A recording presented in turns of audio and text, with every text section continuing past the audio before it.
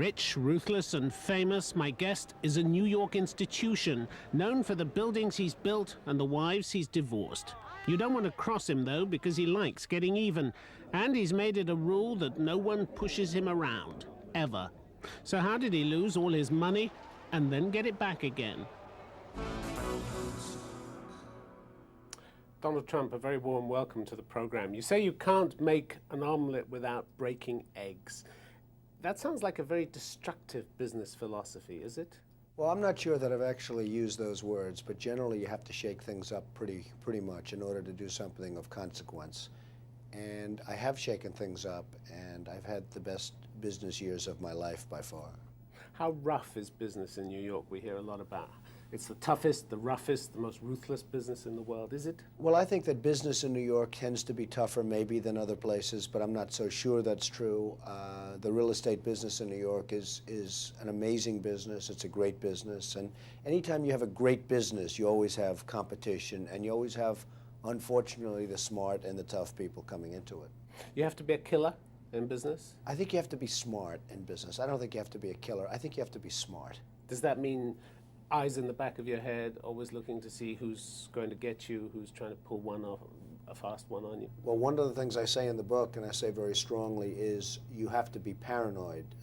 And the book is selling so well, and I guess people believe this, but there is a certain advantage to having a certain degree of paranoia. You watch, you can be a little bit careful, you watch what's happening behind your back, and I think that's probably very true in business. If you're paranoid, how much enjoyment is there? I mean, how much time do you have to actually sit back and say, look what I've done, this is great? I think that there's great enjoyment. I think that the paranoia cannot be carried to a life-shattering crisis point, but I think it's good to always know that people are out there and they're looking to throw you off your throne. But I think success brings great enjoyment, and certainly it has for me. Is it the competition that fires you up? Is it the money? What is it that gets you out of bed in the morning? What is it that drives you here? I really think it's the artistic or the aesthetic. I love building great buildings. In the case, most of my business is the building of things, and I get great artistic pride out of a great building like Trump Tower, which is on 57th Street and 5th Avenue in New York, or Trump International Hotel and Tower, my new building on Central Park West. I mean, I get a great sense of artistic enjoyment out of those buildings. What do you think of business methods in this city? I mean, you've been a New Yorker all your life, you've lived here. What do you think of the way people conduct business in this city? Well, I don't think that New York is that much different from other places. What I do think is that there's a greater energy in New York. There's a greater verve or a greater drive maybe in New York than most other places, and really than any other place I've seen. But I don't think that business itself is much different in New York than it would be anywhere else. Greed, corruption. I mean, you say, it's a throwaway line in the book, greed is good. Well, I don't think greed is good. And as you know, they did the famous film with Michael Douglas, Wall Street, where greed is good. But that is not the case. I mean, I think greed is bad. I think that you have to enjoy what you're doing. If you enjoy what you're doing, it'll be successful, generally. If you don't enjoy what you're doing, it's almost never going to be successful. Rich men are always targets. The richer you get, I suppose, the bigger the target that you present to people. How much does that worry you? Well, I think that rich men, I guess, are always targets. Rich people are always targets. And I think that there's a level of celebrity that I've attained which has become so ridiculous now that it makes me an even bigger target. So it always bothers me, but there's really not much I can do about it. I mean, I can't help it. Ridiculous in what way, the celebrity level? Well, it's just become very tough to go out. It's very tough to do things. It's very tough to just even go to a restaurant, in a sense, because it's always shaking hands and signing autographs and things. And, you know, it didn't used to be that way. But that's a symbol of success, is it? It is, but it's a victim of your own success. It's not necessarily a good symbol. It's really, it causes lots of problems. I mean, you go out and you want to have dinner at a restaurant with a group of people, and it ends up being a big event, and you have people waiting at the entrance to the... It's just a very tough way to lead a life, I find. You talk in your book about getting even, the importance of getting even. Is revenge sweet? I believe strongly in getting even. If somebody has hurt you, if somebody's gone out of their way to hurt you, I think that if you have the opportunity, you should certainly go out of your way to do a number on them. And I've had more criticism about that one statement in my book than any other statement. The clergy is called, the ministers, the priests, the rabbis, they've all said, what a terrible thing to say. That's against our teachings. I just believe it. I believe in an eye for an eye. If you did turn the other cheek, as the clergy are presumably suggesting to you, what would that do to your reputation in business circles here in New York, do you think? Well, I don't know what it would do to my reputation. I just don't believe instinctively in turning the other cheek. If somebody was out to hurt you, if somebody was out to do a number on you, I really believe that you should just do a number on them if you get the chance. Can you give me an example? Well, there were people that I really helped in business when things were very good in the 1980s and when my company was going good. And they did not lift a finger to help me when I needed it. And there were a couple of them that could have very easily helped me. Now I have the opportunity to do a number on those people, and I will tell you I'm having a lot of fun with the opportunity. Who are the movers and shakers in the society? We get the impression in New York that power is in the hands of a few very, very rich people, yourself included. Decisions in smoke-filled rooms, is that still the way business is conducted in this city? Well, I think New York is very much run politically. I think we have a mayor that's named Rudy Giuliani who's done an incredible job in New York. And just got reelected. And just got reelected by a huge margin, I guess the largest margin ever. He has been an incredible mayor. He's done an unbelievable job. And he's just been great. And so it starts off with the mayor, the leadership, and the politicians. We have other people within the business community, obviously, that are very important, and there are a lot of them. But the city has just become very, very hot, and I think it's due to Rudy and lots of people in business that have done a very good job. When you say hot, it's more focused? It's really become focused. It's just a place where everyone wants to be. People want to come to New York. They love the city. They want to be here. They want the action. You know, New York has action. New York is unbelievable action. And everyone wants to be here. And I happen to be the biggest developer in New York. My company now is doing much better than it ever did in the 1980s. I mean, what do you attribute that to? Well, I think one thing is perseverance. I mean, when things were tough at the beginning of the 90s for me and everyone else, the problem with me is I was getting all the publicity. The Great Depression, you call it. I call it the Great Depression of the early 90s because we were really in a real estate depression. And it was real estate and retailing and airlines and various other businesses. They were in a total depression. They weren't in a recession. And I survived. Most people didn't survive. I mean, a lot of my friends, a lot of good people and bad people had to go bankrupt. And you never heard from them again. And you probably never will hear from them again. But, you know, I survived to a point where the company is much bigger now than it ever was and much stronger financially than it ever was. And I wrote a book about it. But in the early 90s, you faced the possibility of losing everything. In fact, on paper, you had lost pretty much everything. I had faced the possibility of losing everything, and I went back to work. I focused my mental energies and all of my energies. You never thought of giving up? No, I think one of the reasons I really succeeded, and bigger than even in the 80s, is the fact that it's a little word called perseverance. I didn't stop. It's quite a long word, actually. It's a long word, come to think of it, but I didn't stop.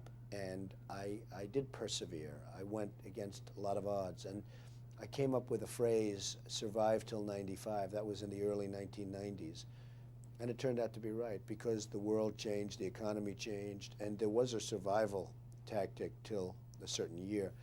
And in 1995, things started changing. But I mean, it really started changing for me almost right at the beginning because I went back to work. I refocused my energies. How desperate were you at that time? Well, how depressed did you get? Well, to start off with, I really blame myself a little bit because I've always been able to pick markets. And I really wasn't focused toward the end of the 80s because I was having too good a time. I was enjoying my life too much. Things were going too well. You dropped your guard. I did drop my guard. And it's no different than you if you do 15 great interviews. You know, you sort of, on the 16th, you can take it easy because, well, that happens in life. That's a human trait. And I did drop my guard. And what I did is I re-put up my guard and re-put up my defenses and my offenses much stronger than I ever did in the 80s and worked probably harder than I did in the 70s and 80s and actually became much more successful. You had to believe in your own abilities. Wasn't there a time when you thought, I really can't hack it, I should get out of this? I'm not suited to this? There were some pretty depressing times because I had owed billions and billions of dollars. 975 million or so was personally guaranteed. And that's a pretty deep hole. And when you're that deep in debt, you're mired in debt, and you're that deep in debt, I mean, that's a pretty rough situation to be in. And the vultures are circling around you? Well, you had plenty of vultures, you had plenty of bad people circling, and some good people that frankly wanted to get paid. But it was hunker down time, as they say in Georgia, and I did do that. Did you learn some lessons about the people who were your friends and the people who weren't your friends? I wrote once. Painful lessons. They were painful, and I wrote once that I would love to sort of have a bad period financially, just to see who my friends would be and who my enemies would be. Now, I'll never write it again, because it's not fun. And it might be a self-fulfilling prophecy. Well, that's true. And so I don't want to write it again. I wrote it once, and I had that down period, and that down period I learned a lot. I learned a lot about myself. But I will tell you, I also learned that there are some very good friends out there for me, and there were some people that did not help. Tell me about the women in your life, because there seems a sense in which you say in the book, you've measured women by your mother. Is that right? Well, I have a wonderful mother, a great mother, and I don't say I measure women by my mother, but I have a woman in my mother who's a terrific woman. And I've been married to two very nice women, but it just didn't work out. And I think part of that, one of the negatives to success is that there are lots of obstacles thrown in your way in terms of relationship. First of all, time, but even your own mental psyche. I mean, my thing is I'm thinking about deals, and I'm thinking about these great buildings all over, and that I'm doing, and I'm building the largest job ever approved by the New York City Planning Commission on the West Side. That's a thought process. There's a lot of things that I'm doing and building, and I'm thinking about that maybe as opposed to relationship. I'm not saying that in a positive way. I'm saying it almost in a negative way, because it's very negative in terms of relationship. And success may be great in terms of living and lifestyle and beautiful homes and apartments and boats and planes and all of the stuff that doesn't mean very much, but success is not necessarily very good for a relationship. Women are far stronger than men, you say. You really believe that? I believe that women are actually stronger than men, and I actually say that they're not so much stronger, but I think they're more aggressive than men. And their sex drive makes us look like babies. I think that the women's sex drive is actually as good or greater than a men's sex drive. And I mean, I've been witness to it, and perhaps you have if you're lucky, but sex drive of women is extraordinary. And they like to portray themselves as the weaker sex, but the weaker sex doesn't exist, believe me. I think they're certainly the more aggressive sex. And even in business, I found that some women are just more aggressive. And I don't exactly know why. And I say this with respect. I don't say this with scorn, with anything else. I say this out of great respect. But I think that women, in many cases, are more aggressive than men. You've seen that sex drive firsthand. You talk about the woman of great social pedigree and the dinner party that you went to. Tell me about that. Well, I've had a lot of circumstances where a woman's sexual drive has turned out to be just extraordinary and not necessarily anticipated by me. And I write about this in the book, and it's pretty good stuff. This was really a specific dinner, though, wasn't it? This was a specific dinner, and what happened? Well, I'd rather let the book speak to it, because, to be honest, it's almost embarrassing talking about it in an interview. But because it really is mostly a business book, but I think that women have a lot to do with business. They have a lot to do with the effect on your life and how they affect your life. They have a huge amount to do with it. She embarrassed you, though, this woman. I mean, you don't name her in the book, but she embarrassed you. I would never name her. Somebody else wrote a book and named all the women that he had, as he said, conquered. And I was playing with the feet under the table, wasn't it? Yes, it was. And it was a whole thing. And it led to something that was sort of interesting. And it just wasn't a very good thing, especially with her husband sitting on the other side of the table. And there are so many instances like this, and I do talk about them in the book, and they're interesting. It's not what the book is all about, but the book is about success, and frankly, women so influence you and the world around you that I devote a lot of time to women in the book. You say women have one of the great acts of all time. The smart ones act very feminine and needy, but inside they're real killers. That's It sounds as though you have almost this sort of love-hate relationship with women. Well, I might. I mean, I have mostly a love relationship with women because I totally admire and respect and love women. I think women are incredible. But I really do. I feel that there is a... I feel that the smart ones are the ones that really go out and do it without waving the banner of women's liberation. And if you look at the really successful women, those are the ones that have not had to wave that big banner. They've just gone out and done it. 2 wives you've had, Ivana and Marla. What do you think of them now? I have good relationships with both of them. You've had fights. You're in an ongoing fight with one of them, or you were at the time the book was being written. I mean, we'll see. I'd rather be able to address that question sometime later because at this moment, I have a very good relationship with Ivana. I think I have a very good relationship with Marla, but I'll be able to tell you better in about a month or two. We'll find out. You stress the importance, though, of the prenuptial agreement, even though you say it's a vicious and it's an ugly document, and people who sign it are 50% more likely to divorce than those who don't. But yet you stress this is a key to a happy marriage, is it? Right. Well, prenuptial agreements are ugly, vicious, terrible documents that you have to have. I mean, it's if you're getting married and if you're a person of substance, man or woman of substance, you have to have a prenuptial agreement. And the reason is the word certainty. You need certainty over your business. You can't be going on for 10 years fighting over a divorce agreement. You need certainty. And you just have to have a prenuptial agreement. And even when you do, you have battles, as you've shown. It's not foolproof, is it? Even when you do. I mean, even when you have well, prenuptials are pretty foolproof, but they still fight, and people will still fight over prenups. I mean, there's scores of people that have fought for more than their prenuptial agreements have given them are legion. But, you know, the prenuptials are very strong agreements and hold up. Does it take the romance out of it? Yeah, it does. It's always tough to go up to somebody and say, you know, gee, I love you very much, but if and when we get divorced, this is what you're getting. So, you know, would you agree to that? It's always really tough. It's a very unromantic agreement. There's nothing nice about a prenuptial agreement, but from a practical standpoint and living in this world and living through a very difficult court system and everything else, I think it's absolutely necessary for somebody to have one. And I mean, so important that I actually devote a chapter in the book to prenuptial agreements. So you think that if you can sort out the finances, that somehow the relationship will take care of itself? I think that finances and relationship are very, very different. What don't the two ever go together? I think that that finances, that great success often leads to bad relationship, unfortunately. I think that the reason that somebody becomes successful is that focus is on his success, his or her success, not necessarily his or her relationship. But I think that there are times when both can work beautifully, and that's if you get the right partner. And getting the right partner is a very important thing in life. I mean, having the right partner can be a very beautiful thing in life, if you're lucky enough to do that. Taking a break from romance now? I sort of am. I'm not, it's certainly not number one on my mind. I'm having a lot of fun doing what I'm doing. It's just not number one on my mind. Glad to be free?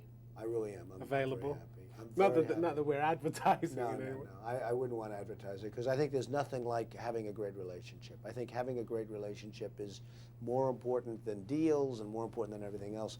I find that business comes very easy to me. Relationship is always a much more difficult thing. And I've just found that historically that's been the case. Most people would say it's just the opposite. It's easier to have a relationship. I think that relationship is based on so many different things that are adverse to business. And I think that having that great relationship does not necessarily go with having that great business. Most important to you seem to be your children. Is that right? This matters to you a great deal. Yeah, I have great children, and they're very important to me. And I think that's one of the great things that came out of both relationships. And your parents, still very close to them? I'm very close to my parents. I have a great relationship with them. How did they inspire you in business? Because your father was a businessman, is a businessman. My father was a builder in Brooklyn and Queens. He built moderate income housing and some low income housing. He was really good at what he did. He was a real professional. And I learned a lot just sitting at his knee, you know, listening to him from the time I grew up. And I just learned a lot about negotiating. I learned a lot about building. I learned a lot about business. And while he was at a different level in terms of the kind of thing he did, he still built, and he built, you know, some really good stuff. He built some jobs out in Brooklyn and Queens, out in the boroughs of New York, for low and moderate income people. And, you know, he did a really good job at what he did.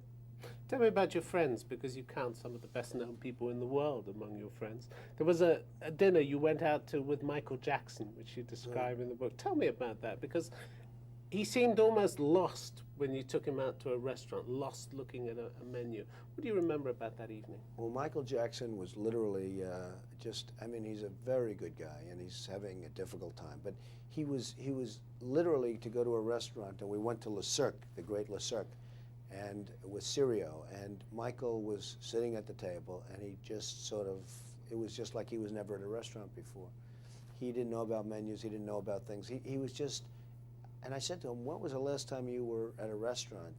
And he said, many, many years ago. And I could believe that was true, because he was so at ease at the restaurant. It's just, restaurants aren't his thing. Did you have to order for him? No, I mean, he did fine. I'm just saying that he was just not somebody that was exposed to this kind of a life. And what really was interesting was at Le Cirque, you had these great celebrities, and they had never asked for an autograph in their life. People asked them for autographs, and they were coming up to my table asking Michael for his autograph. That, to me, was the funniest part of the evening. Sylvester Stallone, another friend of yours. Well, he's a Play great golf with him. He is. He's a great guy. He's a good golfer. He's a very smart guy. You know, people don't give Sly credit for the brain. They give him other credits, but they don't give him credit for that. He's a very smart guy who's done a terrific job. And I mean, you know, he insisted on playing Rocky. They were going to have somebody else play Rocky. He wouldn't let it go without him playing. I mean, this guy is smart and tough, and he's a terrific guy.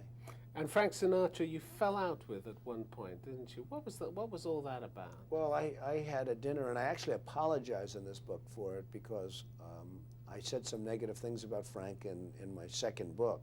I mean, he's just been a terrific guy over a lifetime. How did you fall out, though? What was the incident? He was very rough and tough at a table with somebody, not me, with somebody at the table, namely his wife. And I was really shocked at it. I was surprised at it. I mean, I've seen a lot of things, so I don't get shocked too easy. But I've been, you know, I was just amazed at how bad this particular incident was. And then I realized, I mean, you go outside and everybody's pulling at his coat strings, trying to get his autograph, and trying to break him down one way or the other. And it really was pretty tough from a lot of standpoints. And as I mellowed coming into my third book, I said, you know, I feel badly about writing about him. And I did the same thing with Malcolm Forbes. I mean, Malcolm Forbes was a great guy and a friend of mine, but when I was having trouble, Forbes magazine put me on the cover, and they started doing some negative stories and everything else, and I didn't feel good about Malcolm Forbes. And then I realized he was just doing his thing. He was just doing his job. He was doing the right thing. And I apologized to Malcolm Forbes, because he was really just doing his thing. And, you know, Malcolm Forbes has since died, and New York City has lost a great guy and a great character. The impression from what you write is that you haven't had a good press. You haven't enjoyed relations with the press. You think the press has misled you, lied to you. Well, I think that an occupational hazard, or do you think you've been really badly treated? I think it's occupational hazard. I think a lot of the press is very dishonest. I think a lot of the press is really, really dishonest. But I think that I've been totally, you see, most people think I get great publicity. I happen to think I get terrible publicity. So, you know, what can I say? Do you mind what people write about you? I used to mind much say more. about you? I used to mind much more. The one thing I have learned, it's a one-week phenomena. It doesn't matter. At the end of a week, usually at the end of a day, but usually at the end of a week, it's totally gone. You don't even remember the story. And once you get that into your head, you can live with it. The lessons that you've learned over your career, nobody leans on you, do they? You're very, very focused about that. Well, I think I help people. I like people. I have a good relationship with people. I have a lot of great relationships in terms of business and in terms of people generally. Do people try to lean on you? Yeah, everyone tries to lean on me, but I have lots of really good relationship, and I don't mind being leaned on if it's to help somebody. I really enjoy helping people at high levels and at low levels. I feel it's very important to give to charity. I give a lot of money to charity. I try and help as much as I can. But you know, there are times when you just have to say, that's enough. That's all I can do. People might look at you and think to themselves, I I wonder what it's like to have all that money. Donald Trump, what is it like to have all that money? Well, again, money does not buy happiness, and it does not buy lots of other things, but it certainly makes life easier, and it really does create, it lets me create what I want to do artistically, because I'm an artist. In a certain sense, I'm an artist. I build the greatest buildings in the world. I'm the biggest developer in New York City. I love what I'm doing, and I put up great things. And having money and having the kind of access to money that I have allows me to do what I like to do best. And if someone says, I want to be Donald Trump, what would you say to them? I'd say lots of luck. Donald Trump, thanks very much for sharing your views with us on Hard Talk. Thank you. Thank you very much. Thank you. Great honor.